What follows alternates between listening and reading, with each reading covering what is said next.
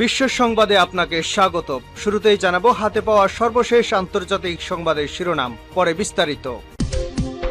শুরুতেই আন্তর্জাতিক গুরুত্বপূর্ণ সংবাদ জানিয়ে দেব। ইসরায়েল, ফিলিস্তিন, ইরান পুরোদমে যুদ্ধ চলছে। প্রথমবারের মতো পারমাণবিক মহড়া শুরু করছে রুশ বাহিনী।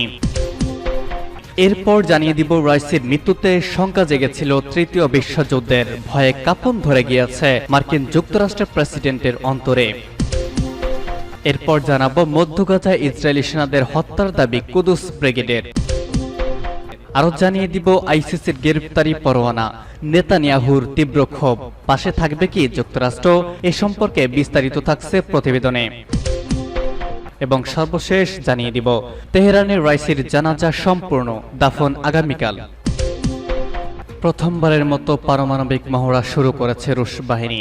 রুশ বাহিনী প্রথমবারের মতো পারমাণবিক মহড়া শুরু করেছে। এই মহড়ায় রয়েছে অকৌশলগত পারমাণবিক অস্ত্র প্রস্তুত ও ব্যবহার এর ব্যবহারিক প্রশিক্ষণ। দেশটির প্রতিরক্ষা মন্ত্রণালয় এই তথ্য জানিয়েছে। প্রেসিডেন্ট ভ্লাদিমির পুতিন এ মাসের শুরুতে এই মহড়ার নির্দেশ দেন। মস্কো এগুলোকে রাশিয়ার জন্য নিরাপত্তা হুমকির সঙ্গে যুক্ত করেছে। পশ্চিমা কর্মকর্তারা পুতিনের পারমাণবিক হুমকিকে যুদ্ধাংদেহী বিবৃতি বলে অভিহিত করেছেন। রাশিয়ার পররাষ্ট্র মন্ত্রণালয় ফরাসি প্রেসিডেন্ট ইমানুয়েল ম্যাক্রো ও ব্রিটিশ পররাষ্ট্রমন্ত্রী ডেভিড ক্যামেরনের মন্তব্যের উদ্ধৃতি দিয়ে বলেছে, পশ্চিমা হুমকির জবাবে ইউক্রেনের নিকটবর্তী অঞ্চলে পরমাণু সামরিক মহড়া শুরু করা হয়েছে।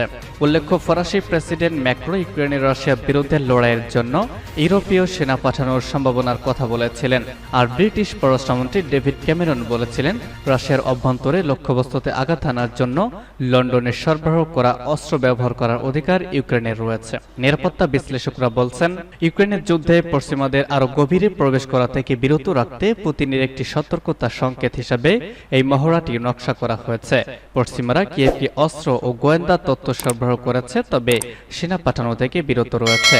রুশ মন্ত্রণালয় বলেছে, রুশ ফেডারেশনের বিরুদ্ধে পশ্চিমা কর্মকর্তাদের উস্কানিমূলক বিবৃতি ও হুমকির জবাবে রুশ রাষ্ট্রের আঞ্চলিক অখণ্ডতা ও সার্বভৌমত্ব নিঃশর্তভাবে নিশ্চিত করার জন্য অকৌশলগত পারমাণবিক অস্ত্রের যুদ্ধ ব্যবহারের জন্য ইউনিট ও সরঞ্জাম যে প্রস্তুত রয়েছে তা নিশ্চিত করাই এই মহড়ার লক্ষ্য। ইউক্রেন সংলগ্ন রাশিয়ার সাউদার্ন মিলিটারি ডিস্ট্রিক্ট ক্ষেপণাস্ত্র বাহিনী এই মহড়ায় অংশ নিয়েছে। ইউক্রেনের কাছ থেকে দখল করা অঞ্চলেও মহড়া চলছে। রাশিয়া গত বছর বলেছিল, বেলারুশ পারমাণবিক ক্ষেপণাস্ত্র মোতায়েন করেছে। সেই বেলারুশ মহড়ায় অংশ নেবে। কৌশলগত বা অকৌশলগত পারমাণবিক অস্ত্রগুলি পুরো শত্রু শহর নিশ্চিহ্ন করার জন্য নকশা করা। কিন্তু কৌশলগত অস্ত্রের চেয়ে অকৌশলগত অস্ত্র কম শক্তিশালী, তবুও এগুলোর বিশাল ধ্বংসাত্মক সম্ভাবনা রয়েছে। রাইসির মৃত্যুতে শঙ্কা জেগেছিল তৃতীয় বিশ্বযুদ্ধের। জীবিত ইব্রাহিম রাইসির চেয়ে মৃত ইব্রাহিম রাইসি অনেক বেশি ভয়ঙ্কর। হেলিকপ্টার দুর্ঘটনায় রাইসির মৃত্যুর পর তা হাড়ে হাড়ে উপলব্ধি করেছিল যুক্তরাষ্ট্র। মধ্যপ্রাচ্যের নিজেদের সবচেয়ে বড় শত্রু দেশের শীর্ষ নেতার মৃত্যুতে জো বাইডেনের মনে ভয় ধরে গিয়েছিল। বাইডেন প্রশাসনের কর্মকর্তারা এতটাই ভয় পেয়েছিলেন, তৃতীয় বিশ্বযুদ্ধ শুরু হয়ে যায় কিনা সেই আশঙ্কা পেয়ে বসেছিল তাদের। আজারবাইজানের সঙ্গে একটি উন্নয়ন প্রকল্পের উদ্বোধন শেষে রবিবার পূর্ব আজারবাইজান প্রদেশে বিধ্বস্ত হয় রাইসিকে বহনকারী হেলিকপ্টার। প্রকাশ না করলেও রবিবার উদ্বেগের মধ্যে কাটিয়েছেন মার্কিন কর্মকর্তারা। হেলিকপ্টার খুঁজতে যখন উদ্ধার অভিযান চলছিল, তখন আপডেটের অপেক্ষায় ছিলেন তারা। মার্কিন কর্মকর্তাদের আশঙ্কা ছিল, এই ঘটনা মধ্যপ্রাচ্যের গতিপথ বদলে দিতে পারে।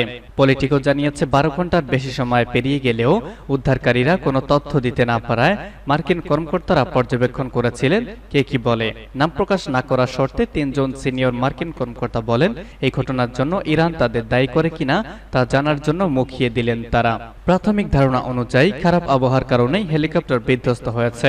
যদিও মার্কিন কর্মকর্তাদের আশঙ্কা ছিল, এর জন্য যুক্তরাষ্ট্র ইসরায়েলকে দায়ী করা হতে পারে এবং করতে পারে ইরান। একজন কর্মকর্তা এমন আশঙ্কা প্রকাশ করেছেন, কিছু সময়ের এমন মনে হয়েছিল এই ঘটনায় তৃতীয় বিশ্বযুদ্ধ শুরুর কারণ হবে। যুক্তরাষ্ট্র কতটা ভয় পেয়েছিল, সোমবার তার একটা নমুনা পাওয়া যায়। এদিন মার্কিন প্রতিরক্ষামন্ত্রী সাফ জানান, হেলিকপ্টার বিধ্বস্তের ঘটনায় যুক্তরাষ্ট্রের কোনো হাত নেই। জানা গেছে, রাইসের হেলিকপ্টার দুর্ঘটনায় পড়ায় এরপর যুক্তরাষ্ট্রের সাহায্য চেয়েছিল ইরান, কিন্তু তেহরানকে হতাশ করেছে যুক্তরাষ্ট্র। এ নিয়ে সাংবাদিকদের এক প্রশ্নের জবাবে মার্কিন পররাষ্ট্র মন্ত্রণালয়ের মুখপাত্র ম্যাথু মিলার বলেন, এ ব্যাপারে তিনি বিস্তারিত কিছু বলবেন না, তবে ইরান সরকার যুক্তরাষ্ট্রের কাছে সহায়তা চেয়েছিল বলে নিশ্চিত করেন। কয়েক সপ্তাহ আগে সিরিয়ায় ইরানি মিশনের ওপর হামলার ঘটনায় ইসরায়েলের 300-এর বেশি মিসাইল ছুড়েছিল তেহরান। তাই রাইসির মৃত্যুর ঘটনা ইসরায়েল ও যুক্তরাষ্ট্রকে দায়ী করে ইরান হামলা চালিয়ে বসে কিনা তা নিয়ে আশঙ্কায় ছিলেন মার্কিন কর্মকর্তারা। সেক্ষেত্রে তৃতীয় বিশ্বযুদ্ধ শুরু হওয়া কেবলমাত্র সময়ের ব্যাপার ছিল। মধ্য গাজায় ইসরায়েলি সেনাদের হত্যার দাবি কুদস ব্রিগেডের। ইসলামিক জিহাদ গোষ্ঠীর সশস্ত্র শাখা আল কুদস ব্রিগেড বলেছে, তাদের যোদ্ধারা মধ্য গাজায় ভারী ক্যালিবার মোর্টার শেল দিয়ে ইসরায়েলি সৈন্যদের একটি দলের উপর বোমা হামলা করেছে। কাতার ভিত্তিক সংবাদ মাধ্যম আল জাজিরা এক প্রতিবেদনে এই তথ্য জানানো হয়েছে। প্রতিবেদনে বলা হয়েছে, আল কুদস ব্রিগেড তাদের অফিসিয়াল টেলিগ্রাম চ্যানেলে দাবি করেছে, এই হামলার পর নিহত ও আহত সেনাদের একটি হেলিকপ্টারে করে সরিয়ে নেওয়া হয়েছে। গোষ্ঠীটি আরও জানিয়েছে, তাদের যোদ্ধারা দক্ষিণ গাজার রাফা শহরের পূর্ব ও দক্ষিণ পূর্বে ইসরায়েলি সৈন্য ও কয়েকটি যানবাহনে গোলাবর্ষণ করেছে, তবে এ হামলায় কোনো হতাহত হয়েছে কিনা তা উল্লেখ করা হয়নি। নেতানিয়াহুর তীব্র ক্ষোভ, পাশে কি থাকবে যুক্তরাষ্ট্র? যুদ্ধাপরাধ ও মানবতা বিরোধী অপরাধের দায় ইন্টারন্যাশনাল ক্রিমিনাল কোর্ট আইসিসি থেকে গ্রেপ্তারি পরোয়ানা জারির অনুরোধের খবরে তীব্র ক্ষোভ প্রকাশ করেছেন ইসরায়েলের যুদ্ধবাজ প্রধানমন্ত্রী বেনিয়ামিন নেতানিয়াহু। প্রধানমন্ত্রী কার্যালয় থেকে প্রকাশিত এক ভিডিওতে তিনি একে নজিরবিহীন নৈতিক অবমাননা বলে উল্লেখ করেছেন। খবর বিবিসির। নেতানিয়াহু বলেছেন, ইসরায়েল হামাসের বিরুদ্ধে ন্যায়সঙ্গত যুদ্ধ চালাচ্ছে। হামাস একটা গণহত্যাকারী সন্ত্রাসী সংগঠন এবং তারাই হলোকস্টের পরে ইহুদি জনগণের ওপর সবচেয়ে ভয়ঙ্কর হামলা চালিয়েছে। আইসিসি বা আন্তর্জাতিক অপরাধ আদালতের প্রধান কৌশলী করিম খানকে আধুনিক যুগের অন্যতম বড় ইহুদি বিদ্বেষ বলে উল্লেখ করেছেন নেতানিয়াহু। তিনি বলেছেন, করিম খান অনেকটা নাতিশ অধ্যুষিত জার্মানির বিচারকদের মতো আচরণ করছেন। আইসিসিতে ইসরায়েলের প্রধানমন্ত্রী এবং প্রতিরক্ষামন্ত্রীর বিরুদ্ধে গ্রেপ্তারি পরোয়ানা চাওয়ার সিদ্ধান্ত বিশ্বজুড়ে ছড়িয়ে পড়া ইহুদি বিদ্বেষের আগুনে নির্দয়ভাবে পেট্রোল ঢালারই সমান। ইসরায়েলের রাজনৈতিক নেতৃত্বের গলতেও একই রকম ক্ষোভের আশ্বাস পাওয়া গিয়েছে। তাদের এই ক্ষোভের কারণ আইসিসির প্রধান কৌশলী করিম খানের জারি করা বিবৃতিতে তিনি সতর্কতার সঙ্গে আইনি ভাষা বেছে নিয়েছেন।